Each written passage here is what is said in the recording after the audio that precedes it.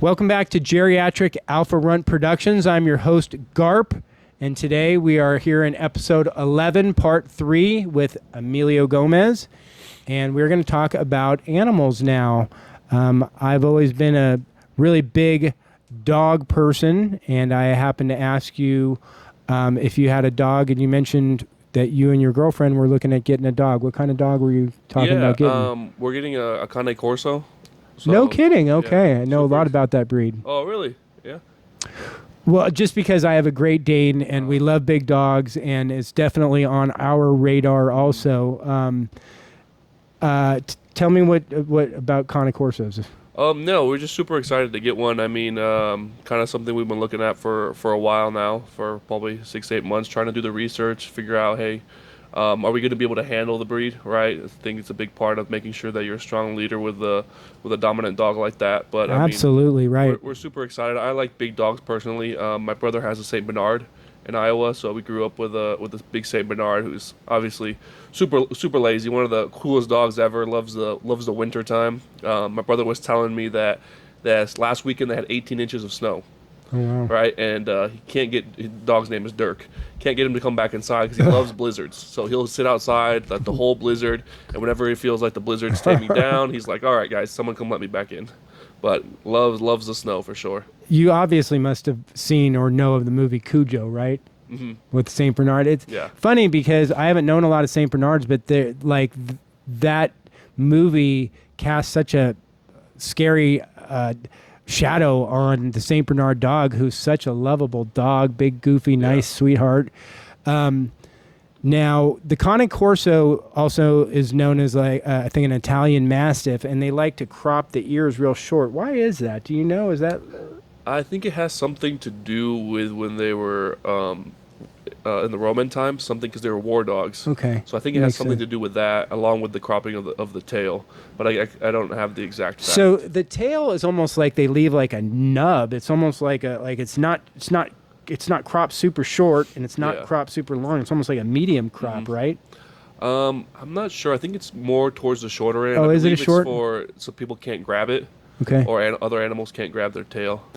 And I assume that was it. It would have to do with, like, when they're fighting lions, they're not getting their ears caught because they always got these interesting. Now, that must be the industry standard with the Cane Corso, because you do see them with the very short cropped ears, but from time to time you see them with the longer ears. Mm-hmm. Sometimes there's like a grading standard where, like, the breeders insist on cropping the ears, or else they won't let the dogs out of their litter or whatnot. So some people are much more strict on that. The gray ones are super cool looking, but I think the black ones are, like, they almost look like a panther or something. They're super cool looking also.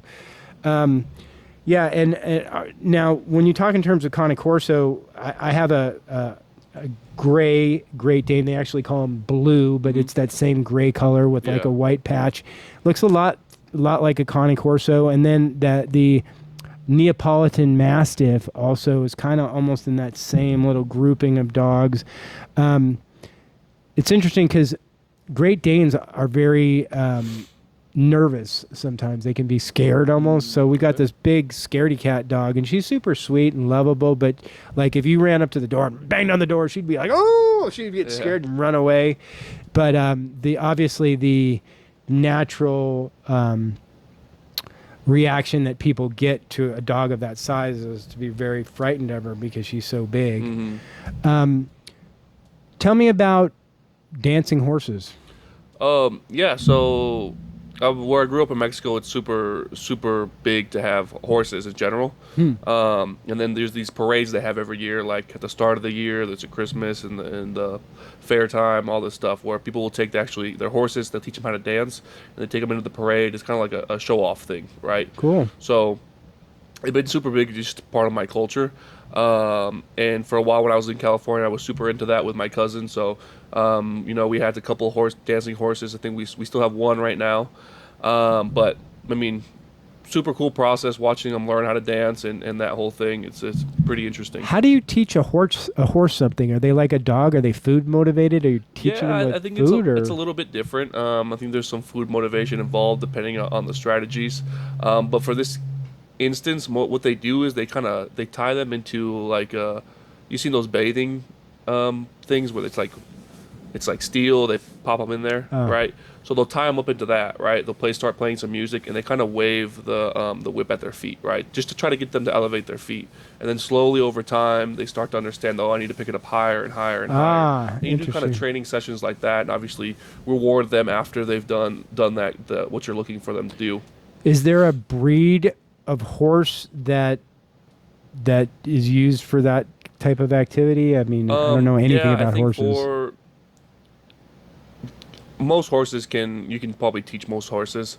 I would say really popular ones would be like Andalusians and Friesians are super popular. The Friesians are like super big black horses. They're really beautiful if you ever get a chance to check one out. What is the lifespan on a horse? Like 30 years, man. No kidding. You're in for it for life for sure. Wow, boy! I see. It shows you. Number one, I don't know anything about horses, but I would have been way off. I didn't realize that they live that long. I assume that when a horse gives birth, it's usually only to one horse at a time, right? Okay, so it's more like that type of a thing. Is it possible for a horse to give like twins or birth more than one? Not that I'm aware of. I'm not actually sure about that. Okay, interesting. That's still interesting. When a horse is born, it usually like ends up standing up within like an hour or two. And do horses ever? This is a stupid question, but I really don't know. Do horses ever lay down voluntarily, or they stand up? They sleep standing up. Yeah, they lay down for sure. Oh, they do They'll lay down. They'll hang out.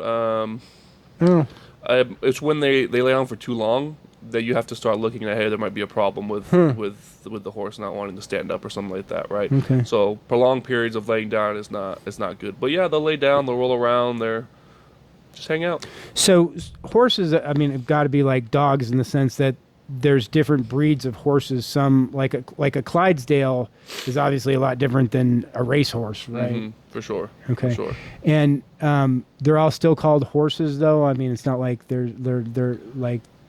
Yeah, I mean, I think there's different like categories. Like there's like you said race horses. There's like dressage horses, and there's different styles of people like barrel racing horses specific for like certain events that they do and things like that. And then they've got these midget dwarf horses and everything else that are like, I mean, gosh. They're good for kids. My cousin just got one for my nephew, and I mean he loves riding that little pony around and really good. A donkey and a horse make a mule?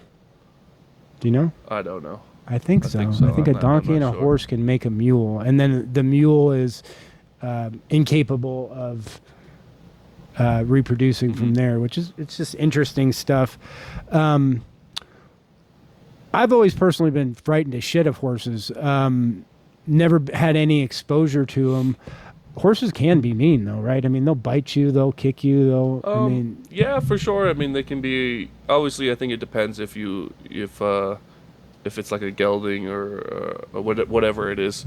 But yeah, I mean, that could happen. Do horses because they've got to be smart. So do they recognize their owners? Do they like people? Sure. Like, do they wag their tails? I mean, is there a way to see they're happy other than maybe just the pep in their step? From my understanding, it's a lot of like mouth things. If you see them lick lips and things like that, you can tell a lot about how the horse is feeling and stuff. But yeah, for sure, they can recognize like their names. They can recognize who's involved with them a lot, like that, for sure.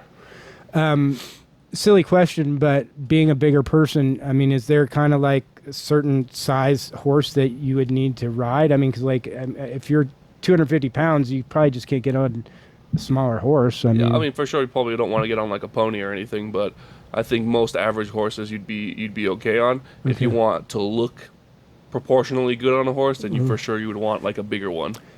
So, particularly in this one like Little Rascals episode, there's this horse and it's got the back that's like really concave. Is that like does that happen from an injury or from people riding it? From years of being old and and the way the spine is.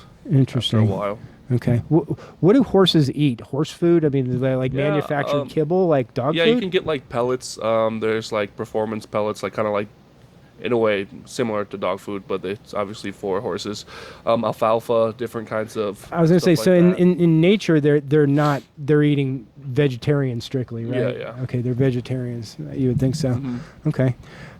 How about any other animals that you have any affiliation to? You ever get cats at all or anything? No, I'm not a big, Never cat been a guy. cat guy. Can't say that. Yeah, I've never had any cats around either. How about birds? I mean, I grew up with. In Mexico, they got great birds, We right? grew up with like parrots around, You did? parakeets, all those kinds of birds. One of the birds at my aunt's house one of the talky ones would always talk to you, say things back to you. I love parrots, man. Now, growing up, I always wanted to get an African gray parrot, and of course, I think they're called yellow nape or Amazon parrots. Those are like more like a standard parrot. I always had like a parakeet when I was a kid, trying to get that damn thing to talk. Never did. Yeah. You know, so they always tell you, "Oh, parakeets can talk." Okay, Yeah. not any that I ever had. The one of my aunts would always tell you, you walk in and say hello, hello, hello. No Yeah, kidding. So it was pretty cool. Parrots can be really dirty, surprisingly. Yeah. They think, I mean, you think that you just put them in a cage and they're not, but they make a mess, for man. sure. And they can be mean as shit, too. Mm-hmm. A cranky old parrot can bite your ear off. All right, so I've enjoyed talking with you today. Thanks so much for coming in. If you've liked what you've heard today, please like, subscribe, share. Help us get to 1,000 subscribers, and that way we can continue to get more sponsors and get our stuff out there. So thanks for watching today. Merry Christmas, Emilio. Yeah, thanks for having me. I Appreciate you coming appreciate it. in.